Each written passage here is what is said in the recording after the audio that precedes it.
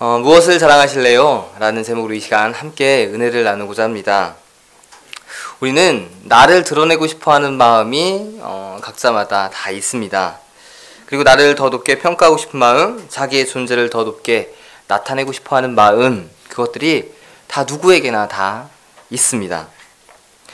그런 것은 어쩌면 개인의 욕심이기도 하겠지만 그런 본성이기도 할 것입니다. 자랑이라는 것이 무엇인가를 드러내려고 하는 것인데, 그것이 그런데 내가 되는 순간은 그 자랑은 역설적으로 나를 나타내지 못합니다. 나를 부끄럽게 만들고 혹은 숨어버리게 만들고, 그 자랑이 오히려 나를 해치는 도구로 전락해버리고 맙니다. 그런데 우리는 나 스스로를 어떻게든지 드러내려고 참 애를 많이 씁니다.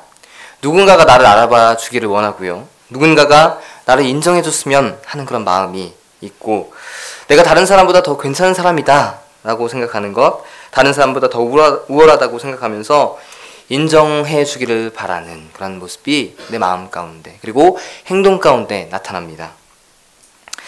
이렇게 자신을 드러내는 그런 모습들을 잘 살펴보면 흔히 이런 모습들이 있을 수 있습니다. 자기가 가진 돈으로 과시를 하기도 하고요, 자신이 가진 학벌로 자신의 그 모습을 과시를 하기도 하고, 또한 외모를 가지고 자랑을 하는 그런 모습들, 그런 육체적인 것들을 가지고 자랑하며 살아가는 모습들이 있는 것을 보게 됩니다. 썩어질 육체의 것, 그리고 잠깐뿐인 그런 육체의 것이라는 걸 알지만 그것을 가지고 자랑하며 살아가고 있는 우리의 모습들을 찾아볼 수가 있습니다. 지난주에 그 세상을 뜬 이건희 회장을 보면 얼마나 그 재산, 부유함이 헛된 건지 우리는 다시 한번 생각을 하게 됩니다. 수십조의 재산이 있었지만 그 어느 것 하나 가지고 가지 못했습니다. 그는 자랑할 것도 많았고 국가에 또한 그런 산업에 있어서도 많은 부분을 잘 이룩해 왔지만 결국 죽음으로써 모든 것을 누리지 못하고 가져가지 못하고 끝나는 것, 우리가 다시 한번 그 모습을 보면서 이런 자랑에 대해서 또 생각해 봅니다. 오늘 말씀에서 사도 바울, 그도 자랑을 하면서 살아갔습니다. 너무나도 자랑하고 싶어 견디지 못해 하는 삶을 그는 분명 살아갔습니다. 자랑하고 싶어서 그는 동분서주 이리저리 왔다 갔다 했습니다. 자랑하고 싶어서 죽음의 위협도 두려워하지 않고 이리저리 그 자랑을 하기 위해서 살아갔습니다. 그런데 그 자랑은 자신이 가지고 있는 육체적 조건의 자랑이 아니었습니다. 그가 자랑하는 것은 예수 그리스도, 그 십자가의 복음이었습니다. 너무 말하고 싶어 참지 못했습니다. 그가 다메섹에서 예수님을 만난 후 우리의 생각에는 좀 더 기다리고 더 은혜를 누리고 난 다음에 예수님의 복음을, 예수 그리스도의 그 살아계심을 증거해도 괜찮았을 텐데, 그는 아나니에게 세례를 받은 후 성령을 받고 바로 그 자리에서 밖으로 뛰쳐나가 복음을 증거하게 됩니다. 예수님께서 자기에게 주신 그 사명, 이방인을 향해 복음을 전하라는 그 사명을 그는 바로 그 자리에서 밖으로 뛰쳐나가 전하게 됩니다. 자기가 만난 예수님을 그렇게 자랑하고 싶어 했습니다. 그래서 참지 못하고 그는 밖으로 뛰쳐나가게 됩니다. 갈라디아 교회에서도 이런 자랑하는 자들로 인해서 교회가 조금은 시끄러웠습니다. 예수 그리스도의 복음이 전해진 그곳에는 많은 믿는 자들이 생겨났습니다. 그리고 교회를 이루었고 그들이 굳건한 믿음 가운데 잘 세워져 가고 있었습니다. 그런데 그 믿음 가운데 육체적인 허상을 가지고 자랑하는 자들이 나타나기 시작합니다. 육체의 허상, 지난주에 말씀드렸던 대로 또는 우리들이 잘 알고 있는 대로 할례를 받는 것과 율법을 지키는 것, 그걸 가지고 믿음의 우월성을 자랑하기 시작한 것입니다. 그리스도 예수를 믿었지만 아직 이들에게는 유대인의 깊은 뿌리가 제거되지 못했습니다. 할례를 믿음의 가장 최고로서 그들은 생각을 했습니다. 누구보다도 더 신실한 믿음을 가졌다고 그들은 육체의 그런 모습들을 자랑하며 다녔지만 그 외형적인 모습의 자랑은 곧 믿음과 아무런 관련이 없었습니다. 진정한 믿음이 무엇일까? 그 믿음의 본 모습이 무엇인가에 대한 논란에 불심한 그들은 지펴놨습니다. 그들이 생각하는 믿음은 외형적으로 나타내 보이는 믿음, 자랑할 수 있는 믿음이었습니다. 나는 율법을 이만큼 잘 지키고 있어. 하라는 것, 하지 말라는 것 잘 지키고 있어. 완벽하게 믿음의 모습을 지키고 있어. 드러내 보이려고 하는 그런 믿음의 모습을 그들은 가지고 있었습니다. 그들의 생각하는 믿음은 분명 그렇게 외형적으로 나타내 보이는 믿음이었습니다. 그런데 그 나타내 보이는 믿음이 그들의 옛신앙의 그런 할례의 모습, 또한 율법주의로 살아가는 그 모습, 과연 그것 하나로 믿음 하나로 구원받을 수 있냐라고 반문하는 그런 모습뿐이었습니다. 당시 그 갈라디아 교회에는 이방인들도 들어왔지만 아직 유대인들이 개종해서 믿는 사람들이 더 많았다고 지난주에도 말씀을 드렸습니다. 그런 유대인들이 많은 믿는 자들에 포함되어 있었기 때문에 이 믿음에 대한 논란은 갈라디아 교회의 유대인 성도들을 헷갈리게 했고 또 이방인 성도들도 헷갈리게 했고요. 그 소식이 사도 바울에게 들릴 정도로 갈라디아 교회의 믿음의 논란은 더욱 커져만 갔습니다. 그런데 그러한 자랑거리를 드러내 보이며 논란을 키워온 갈라디아 교회 내에 유대인 성도들의 본심, 그 본심은 정말 율법주의를 잘 따르는 삶을 살면서 예수 그리스도를 믿고자 하는 그러한 본심의 마음이 아니었습니다. 그들은 단지 유대인이었다가 예수 그리스도를 믿는 그 그리스도인으로 변화된 그 모습에 더해서 어떻게 하면 유대인들에게 내가 좀 더 떳떳하게 예수 그리스도를 믿는다고 아니면 그 지적하는 사항들을 피할 수 있을까라는 모습으로 면피의 하나의 모습으로 그런 율법주의와 할례를 따르고자 했던 그런 모습들이 그 사람들 가운데 있었다는 것입니다. 그들이 진짜 유대인으로서 할례와 또한 율법주의를 따르고자 하는 본심이 아니었습니다. 그들은 단지 사람들의 지적, 유대인들의 지적을 피하고자 그렇게 할례와 율법주의를 교회 내에 퍼뜨리기 시작한 것이었습니다. 바울은 갈라디아 교회 내의 율법주의자들이 왜 갈라디아 교인들에게 할례를 받도록 강요했는지 그 이유를 이렇게 정확하게 간파했습니다. 많은 사람들은 그들이 율법주의에 대한 순수한 신앙의 열정을 가진 것으로 봤지만 바울은 이 사람들 그런 율법주의의 열심이 아니라 유대주의 과격분자들, 골수 유대주의자들이 두려웠기 때문에 이렇게 율법주의를 나타내려고 하는구나 라고 그 허상의 모습들을 그대로 나타내 주었습니다. 갈라디아 교회에 침투한 유대주의 거짓 교사들, 나름대로 그리스도를 믿는다고 주장했고 그리스도의 복음도 전한다고 자랑했습니다. 그러나 사실은 그들은 그리스도를 믿음으로만 구원 얻는다는 그런 이신득의 복음의 진리를 전하지 않았습니다. 그들은 도리어 갈라디아 성도들에게 할례를 강요했습니다. 유대주의자들을 두려워했기 때문에 그렇게 한 것이었죠. 잘 알다시피 믿음으로만 구원을 얻을 수 있다고 하는 것은 유대인들의 입장에서 보면 자신들의 그런 신앙을 무너뜨리는 것, 그리고 율법적인 의로움을 다 부정하는 것이었기 때문에 분명 이것은 문제가 되는 사항이었습니다. 할례로 하나님의 자녀가 되었다는 표시를 나타내야만 했습니다. 그들은. 그리고 하지 말아야 될 것들을 하지 말아야 했고 또한 해야 할 것들을 분명히 해야 했습니다. 그것이 유대인들에게 꼭 필요한 것이었는데 지금 갈라디아 교회에 들어온 그 유대인들, 그리스도교로 개종을 했지만 아직도 율법적인 부분, 유대인의 그 잔재가 남아있는 그들에게 있어서는 내가 과연 올바른 믿음인가 하는 것과 하나님을 모독하는 것이 아닌가 라는 것, 그리고 내가 예전에 사귀었던 과격 그 율법주의자들, 유대인들이 나를 보면 어떻게 생각할까 하는 그 두려움이 그들 가운데 있었던 것입니다.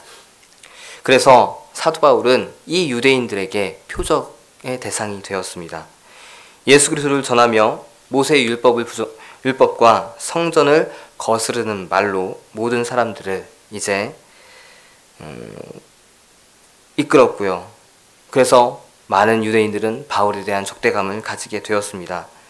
심지어 그가 에베소 사람 드로비모를 성전에 데리고 들어가진 않았지만 그 같이 옆에 있는 것을 보고 성전에 데리고 들어갔을 거야 라고 추측을 하며 이방인을 성전으로 데리고 들어가서 우리 유대교를 모욕했다 라고 그에게 죄를 덮어 씌우고 그를 죽이고자까지 했던 그런 유대주의자들의 과격한 모습들, 그런 인식들이 그 갈라디아 교회 내에서도 역시 팽배했습니다. 이러한 분위기가 당시 갈라디아 교회에서도 나타나고 있었습니다. 그리스도교로 개종한 유대인들이 늘어났고 이방인들도 이제 그리스도교로 들어오게 되는 모습들이 더욱더 많아지게 되었습니다. 그런 상황 속에서 이제 거짓 교사들은 정통 유대교인들의 눈이 무서워서 자신의 율법에 배치되는 행동을 하고 있지 않다라고 보여주기 위해서, 그런 위장의 모습을 보여주기 위해서 이제 갈라디아 교인들에게 육체적인 할례의 모습을 주장하고 또한 자랑하며 자신들이 율법주의로 살아가는 것을 자랑하며 그렇게 살아가는 것을 나타나게 된 것입니다. 갈라디아 교회에 있는 유대주의자들, 그들은 분명 할례를 자랑했고 율법주의를 자랑했습니다. 그러나 그것은 그들의 면피의 하나의 방편일 뿐이었다는 것, 우리는 오늘 본문을 통해서 또한 갈라디아를 통해서도 기억을 해야 합니다. 이에 반해서 사도 바울, 그도 결코 자랑할 것이 없다는 진솔한 믿음의 고백을 그 성도들에게 보여주게 됩니다. 오늘 말씀 14절에 보면 그러나 내게는 우리 주 예수 그리스도의 십자가 외에 결코 자랑할 것이 없으니 라고 그렇게 이야기하면서 그는 모든 모습들을 그의 모든 모습들의 중심을 예수 그리스도로 이루게 됩니다. 복음을 전하는 사도로 부름받은 바울이 그리스도 예수에 대한 신앙만을 가지겠다라는 고백이고요. 또한 이것만을 전하겠다고 하는 그러한 고백이 그 안에 담겨져 있는 것입니다. 우리가 생각할 때, 또한 그도 분명 생각할 때, 사도 바울도 생각할 때 그 자신은 자랑할 것이 참으로 많은 사람이었습니다. 그는 율법에 흠이 없는 사람으로 살아간 자였습니다. 수많은 율법 조항 거리낌 없이 살아갔고요. 절대적인 유대인으로서 자신을 이끌면서 살아갔습니다. 유대인들 앞에서도 당당한 그 모습을 그는 온전히 살아갔습니다. 그리고 그는 똑똑했습니다. 가말리엘 제자로서 조상들의 엄격한 율법의 교육을 받았고요. 또한 하나님에 대해서 열심히 있게 살아가는 그런 자였습니다. 누구 하나 그 모습을, 바울의 모습을 보고 지적할 수 없는 그런 완벽한 모습을 살아갔던 자가 바로 바울이었습니다. 그러하기에 그는 분명 외형적으로 그의 믿음에 대해서 자랑할 것들이 넘쳐났습니다. 그는 당연히 그런 모습들을 드러낼 수 있었고요. 또한 지금 갈라디아의 그 상황 속에서 더 자신의 유대인의 모습을 자랑하고 그 사람들의 관심과 지지를 얻을 수도 있었습니다. 그런데 바울은 그런 자신의 모습에 대해서 자랑할 것이 없다고 말을 하고 있습니다. 그러한 고백을 지금 하고 있습니다. 정말 이상한 바울의 고백이 아닐 수가 없습니다. 바울의 이러한 신앙의 고백은 자기 몸에 할례를 행하고 자랑하는 율법주의자들, 유대인들과는 분명히 대조를 이루는 모습입니다. 율법주의자들은 자신들이 아브라함의 혈통이라는 사실과 또한 우리가 모세의 율법을 잘 준수한다는 사실을 정확하게 알리고 싶어 했습니다. 그러나 바울은 그런 모습보다 오직 예수 그리스도의 그 십자가만을 의지함으로써 하나님께 나아갈 수 있다는 그 믿음의 모습, 또한 자신의 그 믿음을 온전히 나타내고 싶어 했습니다. 구원의 방법에 있어서 자신의 능력과 노력을 의지하는 유대인들이 될 것이냐, 아니면 오직 그리스도의 십자가만을 바라보면서 나아가는 나의 모습이 될 것이냐 라는 그 문제를 가지고 사도 바울은 갈라디아 교회 성도들을 대하고 있습니다. 바울은 유대인들이 싫어하는 그 연약한 십자가를 사랑했습니다. 사람들은 십자가를 조롱거리로 여겼습니다. 그리고 예수 그리스도의 그 나약함을 조롱했습니다. 그러나 바울에게 있어서는 십자가, 그것은 정말 큰 하나님의 사랑이었고요. 또한 세상 사람들에게 거리끼는 것이었지만 자신에게는 정말 자랑거리가 되는 것으로 그는 바라보았습니다. 그러하기에 그리스도와 함께 십자가에 못 박힘으로써 자신의 죽음을 선언한 바울, 그 바울이 그리스도의 십자가만을 자랑하고 다니겠다는 것, 그의 삶의 전부라는 고백이 온전히 나올 수 있게 된 것입니다. 그는 십자가에 달리신 그리스도께서 온전히 복종하는 삶을 살아갔다는 것을 바라봅니다. 그리고 그도 역시 그렇게 복종의 삶을 살아가고자 결단하고 나아갑니다. 다메섹에서 예수님을 만난 후 그는 예수님이 삶의 전부가 되었습니다. 예수님이 자랑의 전부가 되었습니다. 만난 모든 이들에게 보여주고 싶은 것 오직 예수님, 그 십자가 밖에 없었습니다. 그러한 바울의 자랑하는 모습을 우리는 오늘 말씀에서 또한 바라보아야 합니다. 갈라디아 교회에 침투한 그 거짓 교사들, 유대주의자들이 자랑하는 모습과 또 반대로 그들을 향한 사도 바울이 자랑하는 모습, 확연히 차이가 나는 모습임을 우리는 오늘 말씀에서 바라볼 수가 있습니다. 그럼 이제 우리의 삶으로 돌아와야죠. 그럼 우리는 어떤가? 앞에서 갈라디아 교회 내에 유대인들이 자랑하는 것과 또한 그와 반대로 바울이 자랑하는 모습을 분명히 우리는 살펴봤고 이해했습니다. 그럼 우리는 무엇을 가지고 자랑하며 살아가고 있는가? 그것이 지금 우리에게 던져지고 있는 질문입니다. 내가 가장 다른 사람들에게 알리고 싶은 것이 무엇인가? 또 드러내지는 않아도 마음으로 알아주길 바라고 드러내고 싶어하는 것이 무엇인가? 그것을 생각해 봐야 합니다. 지금 내가 가지고 있는 돈이 자랑거리가 되고 있지는 않은지, 또한 지금 내가 살고 있는 집이 자랑거리가 되고 있지는 않은지, 또 뛰어난 나의 능력이 자랑거리가 되고 있지는 않은지, 그런 모습들을 우리가 다시 한번 생각을 해봐야 합니다. 자랑에서 자유로울 수 없는 우리의 삶을 돌아보며 바울의 삶을 떠올려 보면 나 자신은 한없이 부끄러워만 집니다. 나는 왜 바울처럼 자랑할 것이 없다고 하는 그 진실한 고백의 마음을 가지지 못하는 것일까? 그리스도의 복음이 정말 나에게 자랑이 된다고 그렇게 말할 수 없는 것일까? 특별히 오늘 추수감사절과 연관지어서 우리가 생각을 해본다면 우리가 믿음에 대해서 자랑할 것은 정말 많이 있다는 것을 우리는 삶을 통해서 깨닫습니다. 예수 그리스도를 믿어서 변화된 나의 삶, 또한 예수 그리스도를 믿어서 변화된 나의 가정, 또 세상적인 가치로 가득 채워진 나의 삶이 예수 그리스도 그 한 분으로 만족해야 하는 삶으로 변화된 것, 그 모든 것이 다 주님이 있었기 때문에 온전히 변화된 우리의 감사의 제목이었습니다. 그 감사를 주신 주님을 우리가 자랑하면서 살아갈 수밖에 없는 우리의 삶인 것을 우리는 분명히 깨달을 수가 있습니다. 주님이 아니었으면 지금 나의 생명도 없었을 것이고, 주님이 아니었으면 지금 내가 누리는 모든 삶도 누릴 수 없었을 것입니다.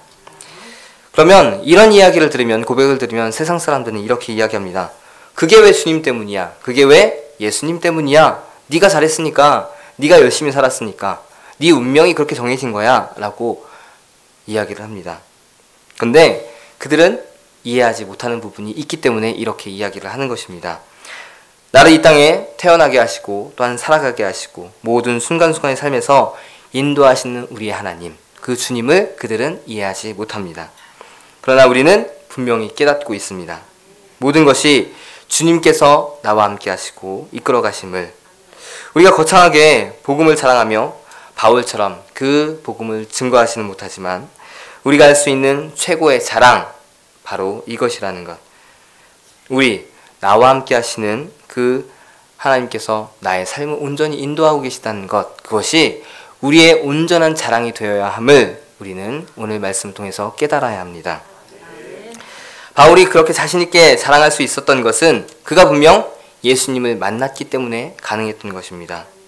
너무나도 완악했고 고닫던 그 자신을 한 번에 넘어뜨리신 그 예수님이었기 때문에, 그 예수님을 만났기 때문에 그는 분명하게 자랑을 할 수가 있었습니다. 그 놀라운 주님의 능력과 자신을 향한 분명한 계획을 보여주셨기에 그가 변화되었고 그렇게 하신 주님을 자랑하며 살아갈 수밖에 없었습니다. 그럼 우리도 나와 함께 하신 그 주님을 그 삶에서 나타내고 자랑하며 살아가야 하고 또한 자랑하며 살아갈 수 있어야 합니다. 이렇게 이야기합니다. 저는 특별히 자랑할 게 없습니다 라고 이야기하시는 분들도 있죠. 그런데 그 지나온 사람들을 돌아보십시오. 과연 자랑할 것이 없는가? 나의 어려웠던 순간, 또한 나의 기뻤던 순간 속에 함께 하신 그 하나님, 함께 하신 그 주님을 고백하고 또한 자랑할 수가 있으실 것입니다. 모든 것의 주체를 주님으로 바꾸면 우리는 자랑할 것이 너무나도 넘쳐납니다. 또 자랑할 것이 너무나도 쉬워집니다. 이렇게 이제 묻죠. 어떻게 가정이 그렇게 행복할 수 있습니까? 또한 물으면 어떻게 대답해야 될까요? 예수님 때문에 이렇게 행복할 수가 있었습니다. 너 어떻게 그렇게 능력 있게 일을 잘할 수가 있어? 라고 물으면 예수님이 나와 함께 하시기에 그렇게 될 수 있었어 라고 나타내고 자랑할 수 있겠죠. 또 우리 청소년들 같은 경우 넌 어떻게 그럼 그렇게 공부를 잘할 수가 있었어? 라고 묻는다면 많이 듣죠? 우리 학생들? 예, 고개를 숙이지 말고. 그러면 뭐라고 대답해야 될까요? 그렇죠. 예수님 때문에. 예수님께서 나에게 지혜를 주셨기 때문에 내가 이렇게 건강하고도 지혜롭게 잘 할 수가 있었어 라고 그렇게 이야기를 할 수가 있어야 됩니다. 우리의 자랑은 오직 예수님 그 한 분이 되어야 되는 것, 바알과 같은 거라는 삶이 우리에게 주어져 있습니다. 2달쯤 되었을까요? 그 아는 분이 그 가게를 이전해서 오픈을 해서 이제 찾아갈 기회가 생겨서 찾아가고자 했습니다. 그런데 빈손으로 갈 수 없잖아요. 무엇인가를 들고 가야죠. 그래서 무엇이 좋을까 하다가 그 디퓨저를 사서 가야겠다라고 생각을 했습니다. 그래서 집 근처에 있는 운리단길 아십니까? 예, 서울의 그 경리단길을 모방하여서 만들어 가고 있는, 아직은 많은 미완성이 된 만들어 가고 있는 운리단길에 그 카페와 디퓨저를 함께 팔고 있는 곳을 검색을 해서 찾았고 가게 되었습니다. 그런데 그 발걸음을 딱 들여놓는 순간 너무나도 익숙한 음악이 흘러나왔습니다. 피아노 반주의 그 찬양의 음악이었습니다. 그래서 기분 좋게 여러 이제 물건들을 살펴보고 좋은 이제 그 향기가 좋은 것으로 선택해서 계산대로 가져왔습니다. 그리고 계산을 하고 있는 그 주인에게 이렇게 물었습니다. 찬양을 항상 틀어놓으시나요? 라고 물었습니다. 그랬더니 그 주인이 놀라지도 않더라고요. 놀라지도 않고 예수님을 믿으세요? 라고 그렇게 이제 저에게 다시 질문하시더라고요. 저는 그 모습을 보면서 약간 신선한 충격을 받았습니다. 보통은 뭐라고 이야기할까요? 교회를 다니세요? 라고 이야기를 하겠죠. 근데 제가 그 모습을 보면서 이분 안에는 예수님이 자랑이구나, 예수님이 기쁨이고 자랑이구나 라는 생각을 했습니다. 그러면서 또 하나 든 생각은 나도 그런 모습을 더욱더 나타내야 되겠다. 나의 삶 속에서, 나의 모습 속에서 더 나타내야 되겠다라는 생각을 하게 됐습니다. 우리 성도님들 각자의 삶의 자리에서 과연 얼마나 예수님을 자랑하면서 살아가고 있습니까? 예수님을 나타내면서 살아가고 있습니까? 특별히 오늘 말씀을 통해서 생각해보면 사도 바울, 그는 너무나도 자랑할 것이 많았습니다. 육적으로, 외형적으로 나타낼 것이 너무나도 많았지만 그는 그런 것을 다 배설물로 여기고 오직 예수 그리스도 그 한 분만 자랑하며 살아갔습니다. 감사의 모든 조건들을 우리에게 주신, 또한 너무나 감사할 것이 많게끔 만들어주신 그 주님을 이 시간 우리는 함께 바라보며 나아가고 있습니다. 우리도 역시 사도 바울처럼 예수님 때문에 라는 감사의 자랑을 할 수 있기를 바랍니다. 오늘 말씀을 통해서 한번 스스로에게 적용할 수 있는 이런 질문들을 만들어 보셨으면 좋겠습니다. 나는 어떤 자랑을 하면서 살아가고 있는가? 또 내가 예수님을 자랑해 본 적이 있는가? 또 나는 어떻게 예수님을 자랑하면서 살아갈 수 있을까? 이러한 질문들에 한번 곰곰이 생각을 해보시고 삶을 그러한 자랑의 삶으로서 만들어 가시기를 바랍니다. 바울은 거창하게 누군가에게 드러내기 위해서 예수님 밖에 자랑할 것이 없습니다 라고 이야기하는 것이 아닙니다. 그는 그냥 삶을 통해서 예수님께 받은 은혜의 감격으로 인해서 그렇게 고백을 한 것입니다. 정말 예수님 때문에, 예수님으로 인해서 나온 고백이었습니다. 우리 성도님께서도 짧게는 올 한 해, 길게는 전 삶을 통해서 함께 하신 그 예수님을 온전히 고백하고 감사의 모습을 나타내고, 더 나아가서는 자랑의 모습을 나타낼 수 있는 우리 성도님들이 되시기를 바랍니다. 아멘. 자랑은 어렵지 않습니다. 그리고 자랑은 내가 아니라 예수님이 될 수밖에 없습니다. 아멘. 그러한 고백과 믿음의 삶을 살아가시는 우리 성도님들이 되시기를 바랍니다.